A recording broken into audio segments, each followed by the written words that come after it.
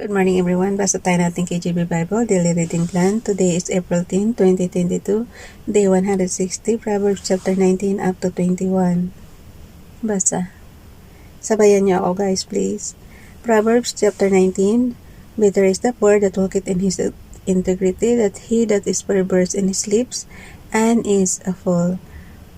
Also that the soul be without knowledge, it is not good, and he that hasteth with his feet sinneth. The foolishness of man purposeth his way, and his heart prateth against the Lord.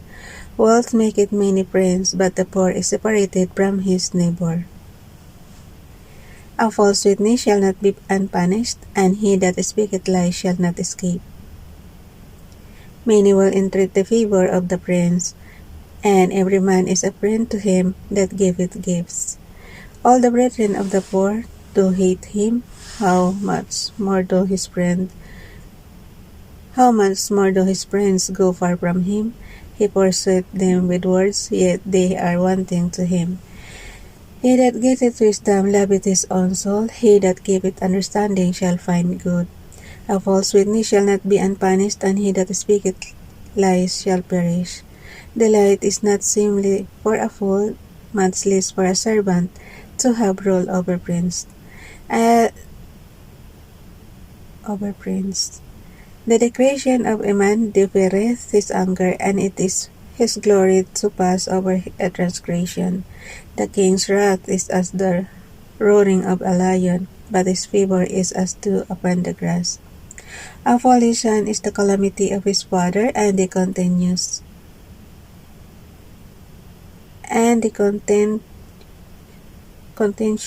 of a wife are a continual dropping.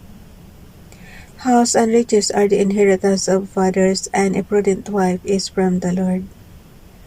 Slothfulness casteth into a deep sleep, and an idle soul shall suffer hunger. He that keepeth the commandment keepeth his own soul, but he that despiseth his way shall die. He that hath pity upon the poor lendeth unto the Lord, and that which he hath given will he pay him again. Chasten thy son while there is hope, and let not thy soul spare for his crying. A man of great wrath shall suffer punishment, for if thou deliver him, yet thou must do it again. Hear counsel, and receive instruction, that thou mayest be wise in thy latter end. There are many devices in a man's heart, nevertheless the counsel of the Lord they shall stand. The desire of a man is his kindness, and a poor man is better than a liar. The fear of the Lord tendeth to life, and he that hath is shall abide satisfied. He shall not be visited with evil. A slothful man hideth his hand and his bosom, and will not so much as bring into his mouth again. Smite a scorner, and the simple will beware, and reprove one that hath understanding, and he will understand knowledge.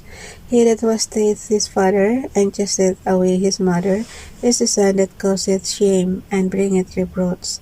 Cease, my son, to hear the instruction that causeth to err from the words of knowledge. Verse 28, An ungodly witness scorneth judgment, and the mouth of the wicked devoureth iniquity. Judgments are prepared for scorners, and stripes for the back of fools. Proverbs chapter 20, Wine is a mocker, strong drink is raging, and whosoever is deceived thereby is not wise. The fear of a king is as the roaring of a lion, whoso provoketh him to anger sinneth against his own soul. It is an honor for a man to cease from strife, but every fool will be middling. The sluggard will not plow by season of the cold, therefore shall he beg in harvest and have nothing. Verse 5, Counsel in the heart of man is like deep water, but a man of understanding will draw it out. Most men will proclaim every one his own goodness, but a faithful man who can find? The just man walketh in his integrity, his children are blessed after him. A king that sitteth in the throne of judgment scattereth away all evil with his eyes. Who can say, I have made my heart clean, I am pure from my sin? Diverse weights and diverse measures Both of them are alike abomination to the Lord. Even a child is known by his doings, whether his work be pure and whether it be right. The hearing ear and the seeing eye, the Lord hath made even both of them. Love not sleep, lest thou come to poverty. Open thine eyes, and thou shalt be satisfied with bread. It is not, saith the buyer, but when he is gone his way, then he boasteth. There is gold and a multitude of rubies, but the lips of knowledge are his precious jewel. Take his garment, that is surety for a stranger, and take a place of him for a strange woman. Bread of deceit is sweet to a man, but afterwards his mouth shall be filled with gravel. Every purpose is established by counsel, and with good advice make war. He that goeth about as is talebearer revealeth secrets. Therefore meddle not with him that flattereth with his lips. Whoso curseth his father or his mother, his lamp shall be put out in obscure darkness. An inheritance may be gotten hastily at the beginning, but the end thereof shall not be blessed. Say not, though I will recompense evil, but wait on the Lord, and he shall save thee. Diverse weights are an abomination unto the Lord, and a false balance is not good. Man's goings are of the Lord. How can a man then understand his own way? It is a snare to the man who devoureth that which is holy, and after vows to make inquiry. A wise king scattereth the wicked, and bringeth the will over them. The spirit of man is the middle of the Lord, searching all the inward parts of the belly. Mercy and truth preserve the king, and his throne is upholden by mercy. The glory of young men is their strength, and the beauty of old men is the gray head. Verse 30. Nakalagay nga pala guys, ulitin natin yung verse 29 ng Proverbs, chapter 20. The glory of young men is their strength, and the beauty of old men is the gray head. So, wag naman problema kung maputi na buhok natin. That is the beauty of old men raw. Sabi dito. So, verse 29 ulitin ko. The glory of young men is their strength, and the beauty of old men is the gray head. The blondness of a one cleanseth away evil, so thus strives the inward parts of the belly. Proverbs chapter 21, last chapter na to guys. The king's heart is in the hand of the Lord as the rivers of water. He turneth it with whosoever he will. Every way of a man is right in his own eyes, but the Lord pondereth the hearts. To do justice and judgment is more acceptable to the Lord than sacrifice, and high look, and a proud heart, and the flowing of the wicked is sin. The thoughts of the diligent tend only to plenteousness, but of every one that is hasty only to want. The getting of treasures by a lying tongue is a vanity, tossed to and fro of them that seek death. The robbery of the wicked shall destroy them, because they refuse to do judgment. The way of man is froward and strange, but as for the pure, his work is right. It is better to dwell in a corner of the housetop than with a brawling woman in a white house.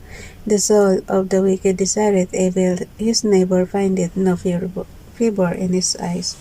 Pakisabayan niyo ako guys, para matuto din kayo. Ulitin natin verse 10, Proverbs 21 verse 10.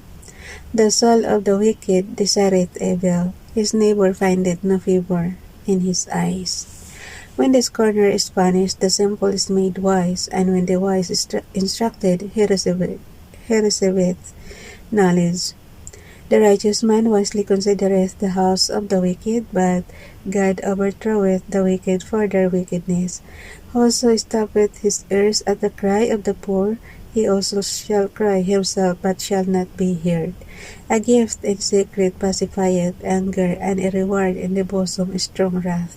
It is joy to the just to do judgment, but destruction shall be to the workers of iniquity.